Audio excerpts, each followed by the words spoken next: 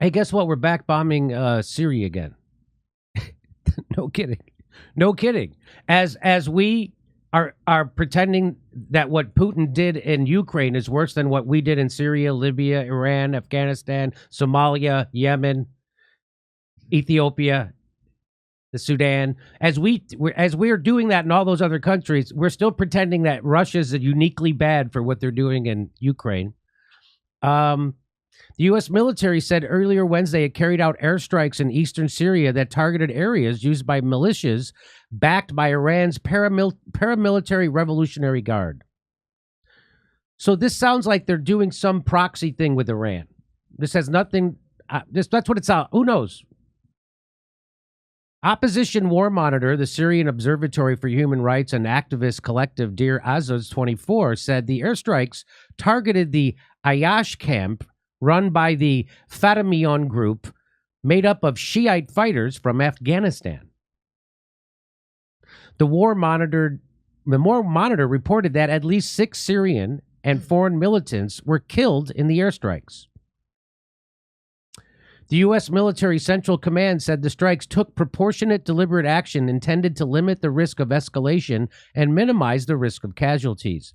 It did not identify the targets, nor offer any casualty figures from the strikes, which the military said came at the order of President Joe Biden. So why is a president allowed to just bomb another country? Because they're pretending they're fighting terrorism, even though the United States is the terrorists in Syria. We're the terrorists. We're the terrorists in Iraq. We're the terrorists in Libya. We're the terrorists in Afghanistan. We're the terrorists in Somalia. We're the terrorists in Yemen. We're the terrorists. Today's strikes were necessary to protect and defend U.S. personnel. Who said that? Central Command spokesman Colonel Joe Buccino. He said that. The colonel added the attack was in response to an August 15th attack targeting U.S. forces. The attack saw drones allegedly launched by Iranian-backed militias target the Al-Tanf garrison used by American forces. U.S. Central Command described the assault as causing 0 casualties and no damage at the time. So they're saying, to justify the United States bombing Syria, they're saying that Iran bombed us first in Syria, even though there were no casualties and no damages.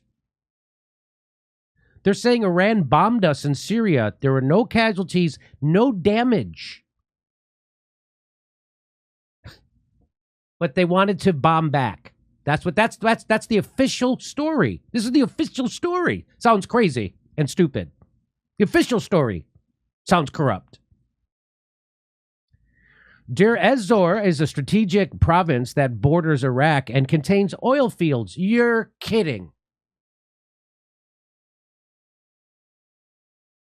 You're kidding. Wait a minute. That's where the oil fields are? We're keeping the oil. We have the oil. The oil is secure. We left troops behind only for the oil.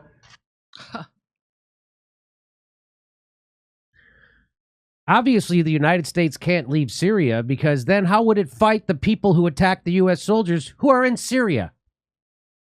So we're now bombing people in Syria. We're bombing Syrians in Syria for attacking United States military in Syria. Why are they in Syria? We got to leave them there. Because why? Because we're stealing their oil. We're keeping the oil. We have the oil. The oil is secure.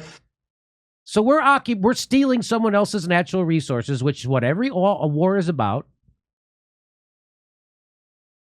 And somehow we're the victim.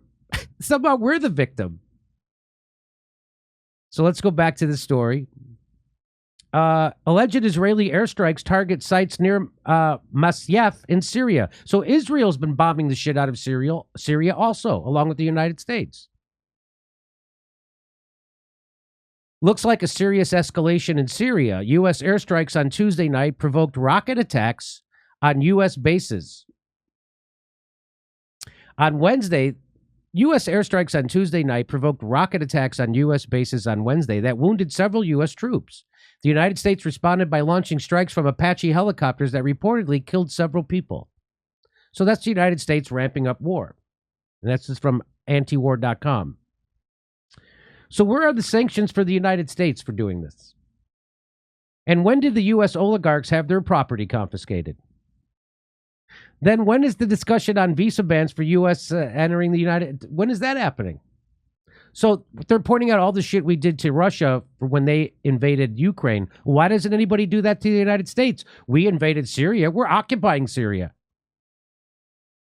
So that's a good point. U.S. claims to be in Syria to fight ISIS. That's what they claim, even though Trump told you the truth. The truth is they're there for the oil. But they claim they're there to fight terrorism. But it rarely fights terrorism or ISIS. It's actually there to deny Syria its own oil and wheat, and to occasionally attack Syrians and their allies who defeated U.S.-backed sectarian death squads in a dirty war.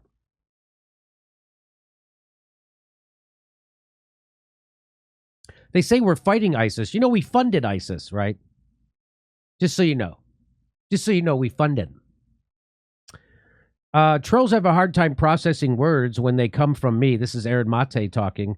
He says, so here's a senior Biden official, Dana Stroul. She's explaining, this is from 2019, what the U.S. policy in Syria remains. Here's what she says. The United States still had compelling forms of leverage on the table to shape an outcome that was more conducive and protective of U.S. interests. And we identified four. So the first one was the 1/3 of Syrian territory that was owned via the U.S. military with its local partner, the Syrian Democratic Forces. Now, 1/3 of Syrian land that was owned by U.S. military.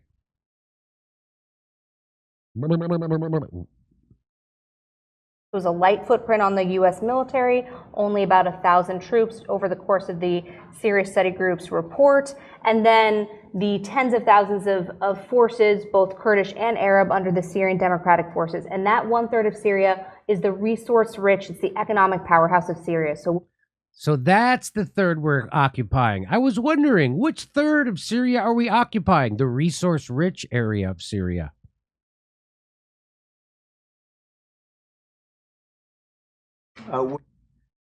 So there we go.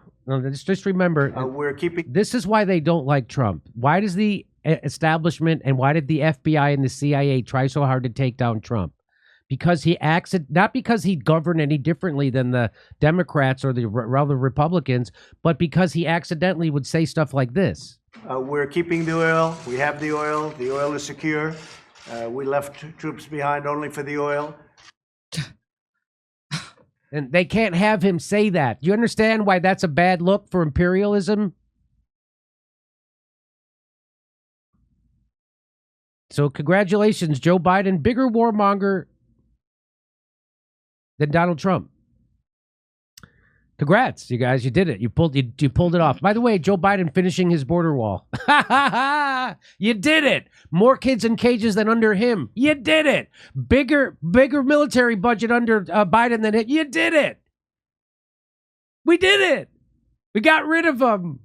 Hey, we're coming to Tulsa, Oklahoma City, Detroit, Los Angeles, Spokane, Tacoma, Denver. Go to jimmydorecomedy.com for a link for all our tickets for all our live shows. See you there.